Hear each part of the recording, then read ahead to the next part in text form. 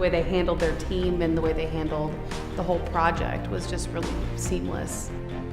As far as a customer or client goes, I can say that this is somebody who you can trust to do the work, and you're not going to feel like you have to be the bad guy. I think they're harder on themselves than you will be as the customers. Hayes & Sons, what I always say about them, the reason why we picked Hayes is they were the only company that seemed like they could handle the challenge, that they were the only people that walked in the building and didn't seem afraid.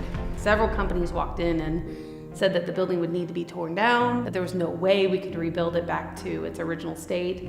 And if you look at it now, it's 10 times better than not only the original state, but then what we could have ever expected. Anybody that walks in there is going to be able to know that that's just immaculate work. Everything was thought of, and everything down to, drywall repairs and so forth just looks beautiful.